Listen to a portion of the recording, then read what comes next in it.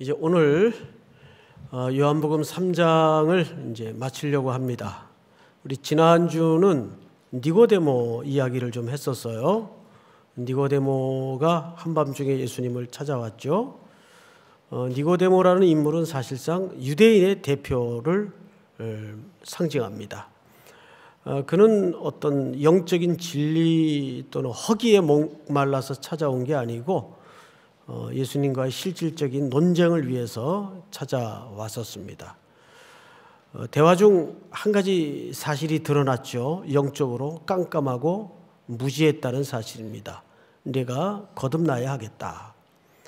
예수님은 그런 인생들을 위해서 모세가 광야에서 놋뱀을 든 것 같이 십자가에 죽기 위해서 오셨다는 것을 천명함으로 그 사건은 마무리가 됩니다. 오늘 이야기는 그 후에 벌어진 일입니다. 그래서 본문이 22절 이렇게 시작을 하죠. 그 후에 예수께서 제자들과 유대 땅으로 가서 거기 함께 유하시며 뭘 베풀었다고 되어 있죠? 세례를 베풀었다라고 되어 있어요. 자, 그런데 사실 예수님은 세례 베푸신 적이 없어요. 무슨 소리냐? 여기 성경에 있는데 4장 1절을 한번 볼까요? 4장 1절. 예수께서 제자를 삼고 세례를 베푸시는 것이 요한보다 많다는 말을 바리새인들이 봤어요, 들었어요? 들은 줄을 주께서 아신지라. 본 게 아니에요. 2절 다 같이 시작. 예수께서 친히 세례를 베푼 것이 아니요 제자들이 베푼 것이라. 자, 이제 확실히 드러났죠. 예수님은 세례를 베푼 적이 없습니다. 그 제자들이 베푼 걸 사람들이 어떻게 오해를 했어요? 예수님이 베푼 것으로 오해를 한 겁니다. 그래서 오늘 본문이 그렇게 시작이 되는 거예요. 22절을 그런 각도에서 한번 보자고요. 그 후에 예수께서 제자들과 유대 땅으로 가서 거기 함께 유하시며 세례를 베푸시더라. 그러니까 여기에 실질적인 세례는 예수님이 베푼 게 아니고 누가 베푼 거죠? 제자들이 베푼 겁니다. 그리고 이제 그 다음 절, 요한도 살렘 가까운 에논에서 세례를 베푸니 거기 물이 많음이라 그러므로 사람들이 와서 세례를 받더라. 잠깐 멈추어서 이 부분을 좀 이해를 하고, 이것은 내용보다도 구조를 이해를 해야 될 것 같아요. 사복음서 기자가 세례 요한을 설명하고 예수님을 설명하지만 이렇게 동시에 사역을 같이 한 장면을 그려놓기는 요한뿐입니다. 다른 복음서 기자들은 시차가 있어요. 그리고 사역을 하더라도 다른 사역으로 그림을 그려놔요.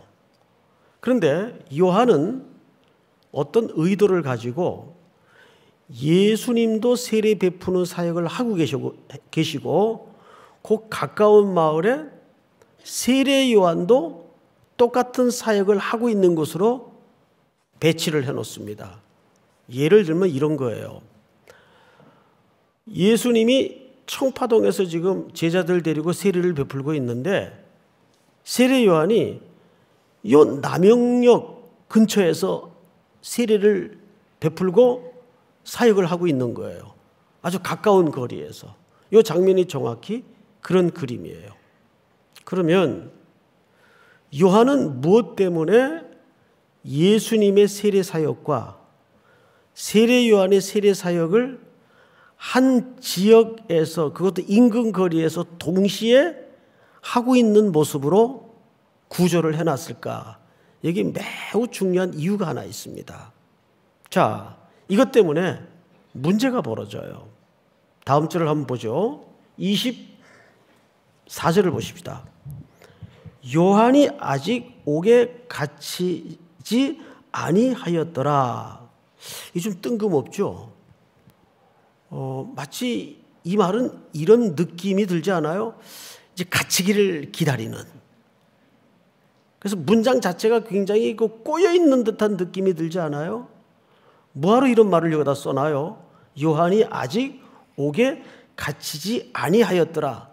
마치 그 옥에 갇히기를 기다리는 어떤 모습처럼 기록을 했단 말이죠. 이 기록은 사실 성경에서 잘 소개되지 않는 굉장히 중요한 분기점을 표시한 내용이에요.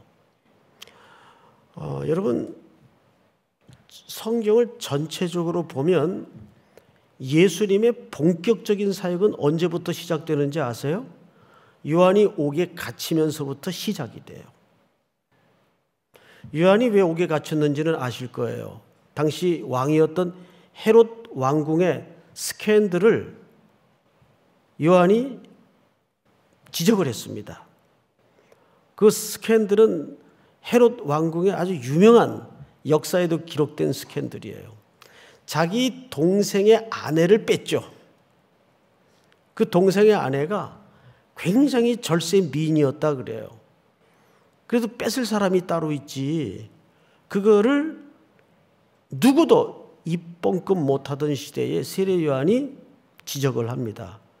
그래서 미운 털이 박혀서 체포가 돼 나중에는 그의 목은 쟁반에 얹어지고 참수형을 당하죠. 근데 아직 옥에 갇히지 않았다는 말은 무슨 뜻인가 하면 옥에 갇히는 것으로 실질적인 요한의 모든 사역은 완성이 됩니다. 끝이 납니다. 그럼 요한은 뭐냐? 그래서 요한을 가르쳐 성경에서는 구약의 마지막 선지자라고 하는 이야기가 그래서 나온 얘기예요. 그러니까 요한은 구약을 실질적으로 닫는 마지막 주자예요. 그토록 수천 년 역사를 통해서 수많은 선지자들이 오리라 약속한 메시아를 전하다가 그 마지막 바톤을 받은 자가 누구냐 하면 세례 요한이에요. 근데 그의 임무는 감옥에 갇히는 곳으로 구약의 장구한 역사를 마감합니다. 그 이야기를 하는 거죠. 그리고 이제 오리라 예언되었던 실체이신 예수님이 역사 속에 일어나셔서 본격적인 사역을 시작하는 거예요. 해가 떴으니 달은 더 이상 필요가 없듯이 사라지는 거죠. 그 과정에서 오늘 일어난 일인데, 그러니까 오늘 이야기는 니고데모에 가려져서 많이 언급이 잘 안 되는 부분이기도 한데 사실은 중요합니다. 자, 성경을 좀 볼까요? 25절. 이에 요한의 제자 중에서 한 유대인과 더불어 정결 예식에 대하여 변론이 되었더니, 자, 앞을 잠깐 보십시다. 아까 구절을 잠깐 언급했어요. 남영동에서는 세례 요한이 지금 세례 베푸는 사역을 하고 있어요. 청파동에서는 예수님이 세례 베푸는 사역을 제자들과 함께 하고 있어요. 그런데 재밌는 현상이 살살살 나타나기 시작합니다. 원조 논쟁이 벌어진 거예요. 여러분들에게 한번 여쭤볼게요. 세례라는 사건만 놓고 볼 때 사실상 세례 요한이 원조입니까? 예수님이 원조입니까? 세례 요한이 원조죠. 예수님마저도 누구에게 세례를 받았죠? 세례 요한에게 세례를 받았어요. 그래서 원조 논쟁으로 치자면야 이 세례는 누구가 원조입니까? 세례 요한이 원조예요. 그런데 두 가지 현상이 나타난 겁니다. 요한의 제자들이 자꾸 예수님에게로 빠져나가요. 요한복음 1장 36절을 보세요. 1장 앞으로 2장 넘기면 나오죠. 36절 제가 읽습니다. 요한이 제자들에게 이렇게 얘기해. 예수께서 거니심을 보고 말하되 보라 하나님의 어린 양이로다. 37절 시작. 두 제자가 그의 말을 듣고 예수를 따르거늘. 네. 자, 요한이 저 사람이 하나님의 어린 양이야 이렇게 얘기하니까 평생 요한의 가르침을 받고 따르던 제자들이 슬그머니 누구에게로 지금 넘어가고 있죠?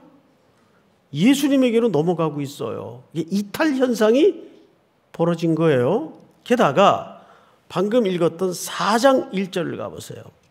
1절을 보시니까 이렇게 돼 있어요. 예수께서 제자를 삼고 세례를 베푸시는 것이 누구보다 많아요? 요한보다 많아요. 이렇게 된 거죠. 후발주자인 예수님의 세례가 더 인기가 좋은 거예요. 그리고 사역이 잘 돼요. 심지어는 요한의 제자들도 글로 넘어가고 있고, 또 원조는 세례 요한인데 후발주자인 예수님의 세례가 더 인기가 있어서 사람들이 그쪽으로 요한보다 더 많이 몰리는 거예요. 자, 그러면 누구 입장에서 생각을 해봐야 되냐면 요한의 제자들 입장에서 생각을 해보라고요. 이게 뭐지? 기분이 좋았을까요? 나빴을까요? 기분이 슬슬 불쾌해지는 겁니다. 아니, 두 가지 이유 때문에 그래요. 아니, 지금 우리가 남양동에서 세례 베푸는 사역하고 있는데 그것도 멀리 부산에서 하는 것도 아니고 꼭 그 근처인 청파동에서 똑같은 사역을 해야 돼? 우리가 원조인데 꼭 같은 설렁탕 집을 차려야 돼? 이거랑 비슷하게 된 거죠. 게다가 원조인 집은 잘 안 돼요. 그리고 나중에 차린 집이 더 지금 잘 되고 있단 말이에요. 그러면 요한의 제자들의 입장에서 한번 생각해 보라고요. 기분이 어땠을 것 같아요? 일단 화가 나고 뭐가 생겼을까요? 시기심과 분노가 생긴 거예요. 그래서 이들이 예수님의 요한의 제자들이 요한에게 와서 지금 질문을 해요. 질문을 잘 보세요. 26절 다 같이 읽습니다. 시작. 그들이 요한에게 가서 이르되 랍비여, 선생님과 함께 요단강 저편에 있던 이 곧 선생님이 증언하시던 이가 세례를 베풀매 사람이 다 그에게로 가더이다. 네, 이제 이 말이 무슨 뜻인지 이해가 돼요? 아니, 선생님, 지금 사람들이 다 저쪽으로 지금 빠져나가고 있습니다. 에다가 제자들 마음속에 의문이 하나 생겨요. 25절을 잘 보세요. 그 의문 중에 하나가, 이에 요한의 제자 중에서 한 유대인과 더불어 정결 예식에 대하여 뭐가 일어났어요? 변론이 일어났어요. 그럼 여기서 말하는 정결 예식은 뭘 두고 벌어진 논쟁일까요? 당연히 세례입니다. 이상하다. 저 집이 더 잘 되는데 오는 게 진짜인 거야? 이게 원조 논쟁이 벌어진 거예요. 아니, 쉽게 얘기하면, 이게 여러분들 이해를 돕기 위해서 이런 표현을 쓰는 걸 양해해 주세요. 아니, 이 설렁탕 집은 우리가 먼저 차렸는데, 저 집이 잘 되는 걸 보니까 오는 게 진짜 설렁탕이야? 제자들 마음속에 이런 의문도 생기고 좀 짜증도 나고 시기도 나고 분노가 일어난 거예요. 그래서 세례 요한에게 찾아와서 이 질문을 던진 겁니다. 다 빠져나가고 있습니다, 선생님. 그러자 세례 요한이 아주 명징스러운 대답을 꺼내놓습니다. 그 대답은 오늘 이야기의 중심축을 이룹니다. 27절을 다 같이 한번 읽습니다. 시작. 요한이 대답하여 이르되 만일 하늘에서 주신 바 아니면 사람이 아무것도 받을 수 없느니라. 간단해요. 하늘에서 주신 것이 아니면 사람이 아무도 받을 수가 없다. 자, 그러면 여러분 생각에 이 말을 요한이 했다 칩시다. 요한이 한 거죠. 자기를 두고 한 얘기일까요? 예수님을 두고 한 얘기일까요? 둘 다입니다. 우선 요한은 이 말을 하고 멋진 자기 사역의 마무리를 하는 은퇴사를 남기죠. 그는 흥하여야 하겠고 나는 쇠하여야 하리라. 그러니까 이 말은 정확하게 지금까지 내가 광야에서부터 부름받아 이 사역을 한 것도 여기까지인데, 내 임무는 여기까지인데, 이 일도 그 고난이 누구로부터 왔다는 얘기예요? 하나님께로부터 왔다는 얘기예요. 또 한켠에 이 말이 누구에게도 적용이 된다고요? 예수님에게도 적용이 돼. 지금 점점점 잘 되고 있는 저 예수님은 흥해야 되는 분인데, 저분이 하시는 저 사역도 누구로부터 고난이 왔다는 얘기입니까? 위로부터 고난이 왔다는 얘기예요. 자, 이 인식이 왜 중요할까요? 이 인식이 정확히 들어왔을 때 내 사역은 안 되고 저분 사역은 잘 되고에 대한 비교나 시기심이 있을 수 있을까요? 없을까요? 있을 수 없어요. 이게 정확하다면. 그런데 이것이 하나님께로부터 온 고난이 아니라고 생각할 때 누구의 마음처럼 시기 질투가 벌어지는 겁니까? 제자들의 마음처럼 시기 질투가 벌어지는 거예요. 왜 우리 집은 잘 안 되지? 왜 저 집은 잘 되는 거야? 왜 이런 생각이 들어올까요? 공동체 안에 이런 현상들이 얼마나 많이 일어나는지 아세요? 이런 걸로 비교하고 시기 질투하고 경쟁하고. 왜 이런 일이 일어납니까? 이 일이 하나님께로부터 온 일이라는 사실에 눈이 열어지지 않으면 그런 현상이 나타나는 거예요. 기억을 창세기로 거슬러 올라가서 요셉의 이야기를 해보십시다. 요셉이 형들이 자기 앞에 양식을 구하러 엎드린 모습을 보고서야 형들이 놀란 게 아니라 진짜 놀란 건 요셉이에요. 왜요? 지난 세월 툭툭툭 알 수 없는 기호들처럼 무수한 사건과 사연들이 있었어요. 그 사연과 사건들을 겪고 지나갈 때는 이게 뭐지? 왜 나한테 자꾸 이런 억울한 일이 생기지? 도무지 해석과 설득이 안 됐어요. 그런데 형들이 환난 속에 기근을 피해 양식을 구하러 엎드린 모습을 보고서야 요셉의 그 단편의 기억과 지나간 사연들이 쭈르륵 줄이 맞으면서 하나의 그림이 되는 거예요. 그걸 확인하고서야 요셉이 경천동지할 경위가 인식 속에 열어진 겁니다. 아, 이게 하나님이 하신 일이었구나. 이것이 하나님께로부터 온 일이라는 사실 앞에 눈이 열어지자 원수도 가해자도 피해자도 의미가 없어지는 거예요. 이해가 돼요, 여러분? 여기서 자연스럽게 용서를 할 수밖에 없는 거예요. 아, 이게 하나님이 하신 일이었구나. 이 기근의 때를 대비해서 저들은 나를 팔았다고 생각했지만 하나님은 앞서 나를 보내신 자리였구나. 믿습니까? 요한에게 이게 있었어요.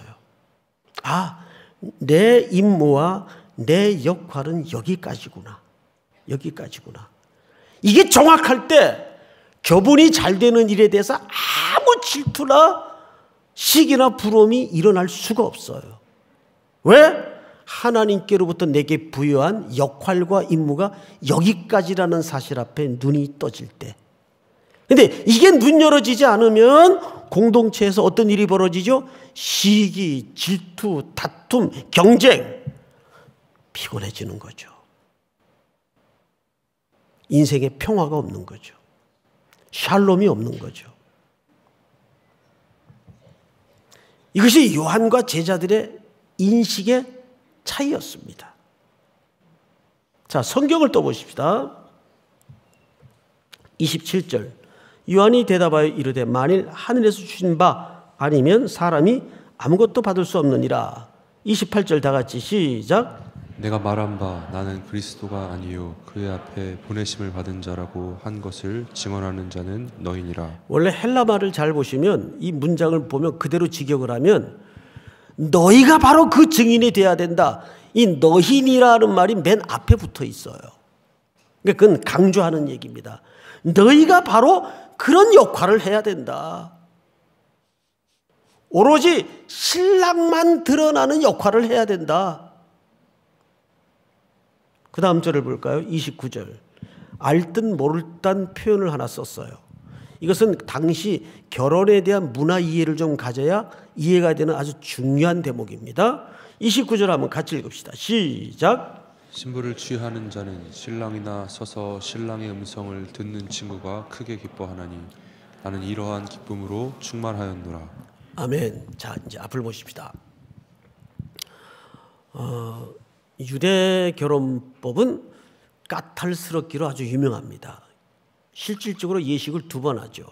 한 번은 신부 집에서 하는 걸 정혼이라고 합니다.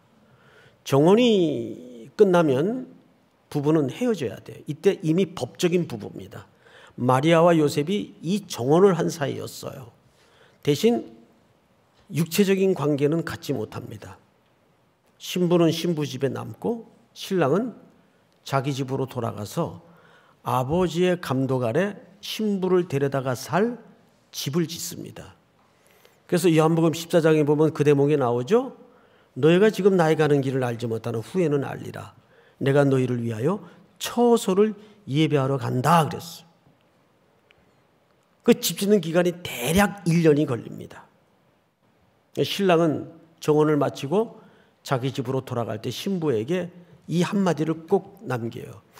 1년 후 알지 못하는 어느 날 내 반드시 그대를 데리고 오리라. 그 날짜는 신랑이 몰라요.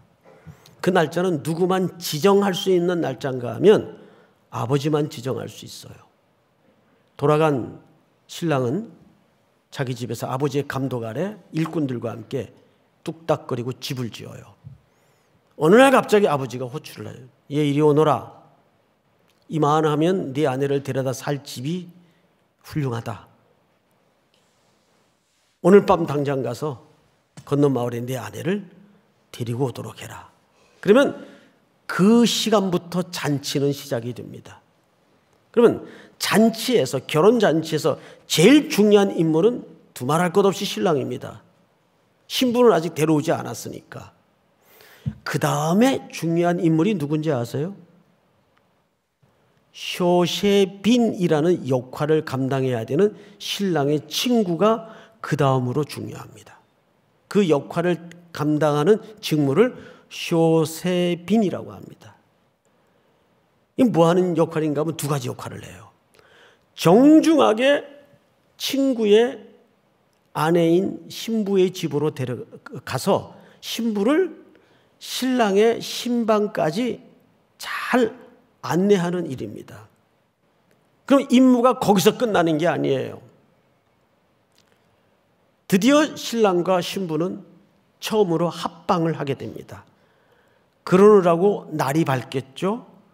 마을 사람들은 친인척들은 돌아가지 않고 여전히 잔치 중에 있어요. 유대인의 잔치는 굉장히 깁니다.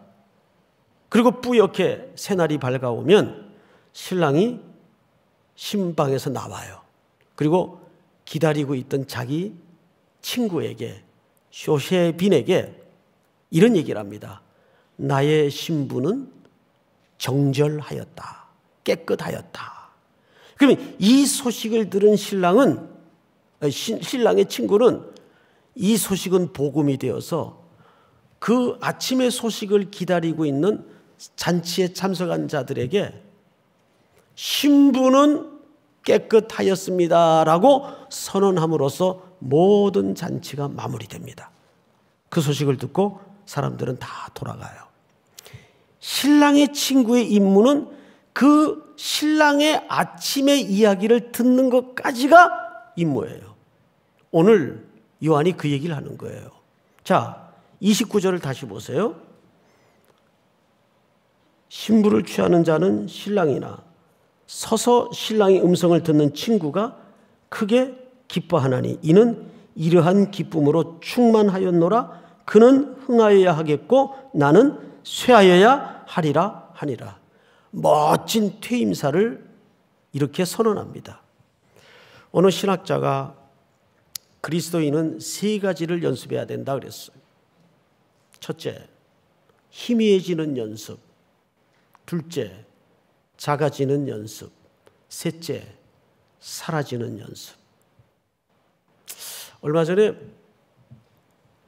국민일보 어느 기자분이 우리 교회 협동 목사님이신 신구원 교수님과 함께 대담 형식으로 저희를 인터뷰를 했어요. 우리 교회에서 진행하고 있는 오르도 토메오 그 아카데미에 대해서 설립 취지 궁금해서 좀 기사화하고 싶다고. 기사를 보신 분들도 계실 거예요. 인터뷰 거의 말미에 그분이 이런 얘기를 해요. 요즘 시대가 사사시대를 방불하는데 한국교회 롤모델이 없습니다. 롤모델이 없습니다. 목사님 생각하시기에 롤모델이 있다면 누구를 들고 싶습니까? 그래서 제가 좀 조심스럽지만 이런 얘기를 했어요. 롤모델이 꼭 있어야 됩니까? 기사에도 그렇게 썼더라고요. 롤모델이 꼭 있어야 됩니까? 한때는 박수와 갈채 속에 스타와 영웅처럼 뜨던 사람들이 어처구니 없는 실수로 붕괴음을 내고 무너지고 많은 교회에 좌절을 주고, 하나님이 인간이 박수받는 걸 그렇게 원치 않으세요. 여러분, 사사시대는 절망의 시대라고 알고 있죠. 정말 그럴까요? 그 절망의 시대를 뚫고 인류의 마음속에 어떤 희망으로 바꾸셨습니까? 참된 사사는 누구일까? 참된 왕은 누구일까? 진정한 샬롬을 가져다 줄 왕에 대한 허기와 기대로 역사를 바꾸지 않습니까? 요한의 역할은 여기까지예요. 그는 흥하여야 하겠고 나는 쇠하여야 하리라. 그래서 그는 자기가 이렇게 사라지는 역할로 임무를 마치는 걸 기꺼이 기뻐했어요. 이 기쁨은 우리가 갖는 기쁨과 실체가 다릅니다. 보통 성도들이 어떤 때는 가끔씩 은혜 받았다 그래요. 그러면 저는 또 짓궂게 물어봐요. 그 어느 대목에서 은혜를 받았냐고. 그러면 엉뚱한 얘기를 해요. 엉뚱한 얘기를 해요. 은혜마저도 다 자기 본의로 은혜를 받았다 그러더라고요. 앤드류 머레이라는 분이 겸손에 대한 기맥힌 정의 하나를 소개할게요. 들어본 분들도 계시겠지만, 겸손이라는 것은 내게 일어난 일에 대해서 이상하게 생각하지 않는 태도를 말한다. 이해가 잘 안 되죠? 어렵죠? 겸손이라는 것은 내게 일어난 일에 대해서 이상하게 생각하지 않는 태도를 말한다. 이건 어떨 때만이 가능해지는 인식일까요? 모든 주권을 하나님께 둘 때만 가능해지는 인식입니다. 제가 욥기를 얘기하면서 늘 했던 말 중에 하나님은 옳은 일을 하시는 분이 아니에요. 하나님이 하시는 일이 언제나 옳죠. 달라요. 그는 흥하여야 하겠고 나는 쇠하여야 하리라. 그리고 요한의 기쁨은 자기 사역의 어떤 성과나 완성에서 오는 기쁨이 아니에요. 예수 그리스도가 높아지는 데서 오는, 그분이 드러나는 데서 오는 그 기쁨이 요한의 기쁨의 진정한 실체였어요. 나 달려갈 길을 마쳤다. 그 성취감에서 오는 뿌듯함, 그 기쁨을 얘기하는 게 아니에요. 신랑이 드러날 때 갖는 기쁨이에요. 제가 약 10여 년 전에 이제 은퇴를 한 지 한 1년쯤 되신 오카는 목사님하고 어느 잡지사에서 부탁을 해가지고 대담자로 나섰어요.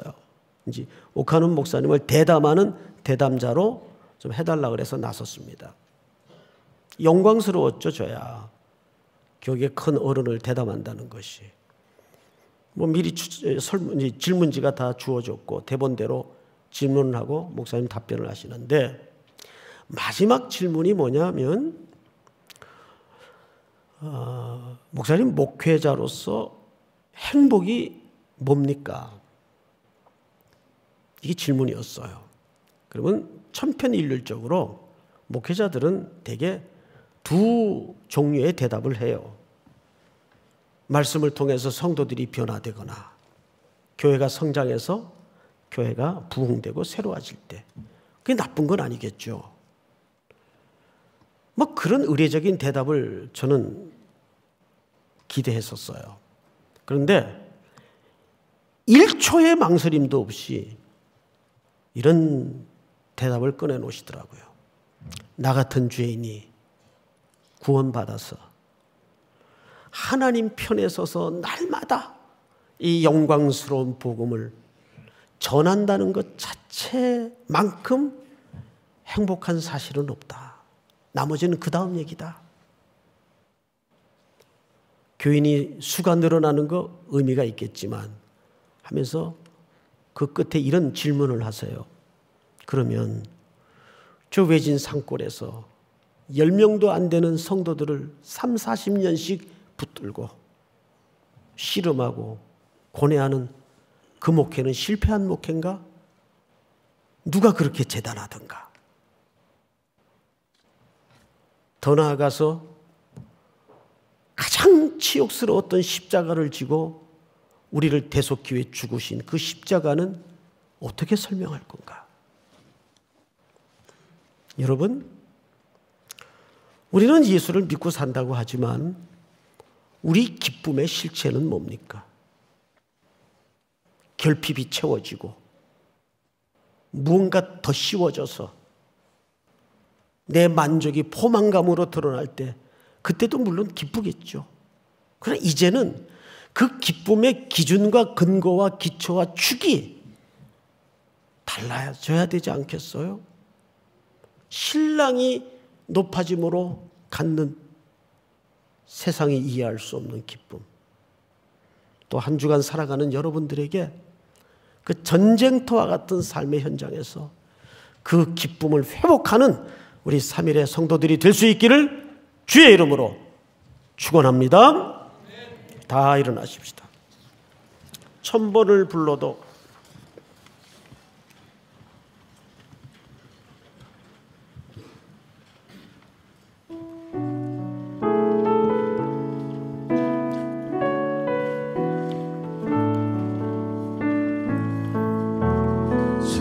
천번을 불러봐도 내 눈에 눈물이 멈추지 않는 것은 십자가의 그 사랑 나를 살리려 지신 그 십자가 모든 물과 비 나의 더러운 죄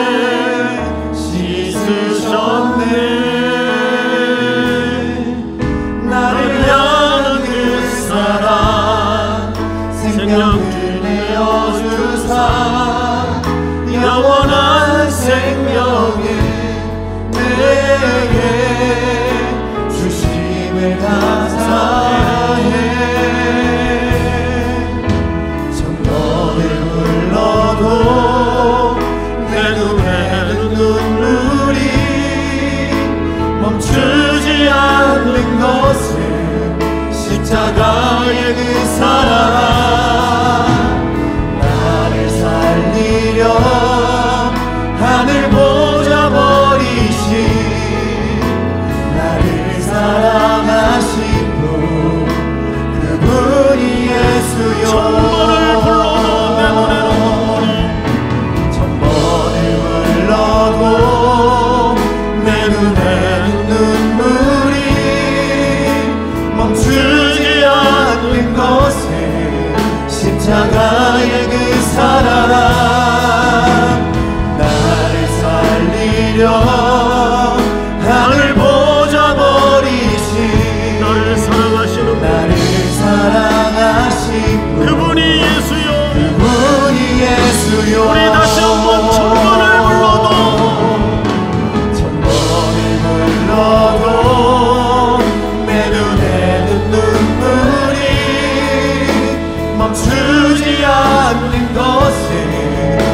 십자가의 그 사랑 나를 살리려 하늘 보좌 버리신 나를 사랑하신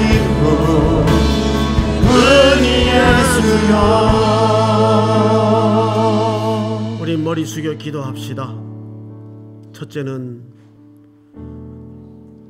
우리의 기쁨의 기초가 새로워지게 하여 주시옵소서.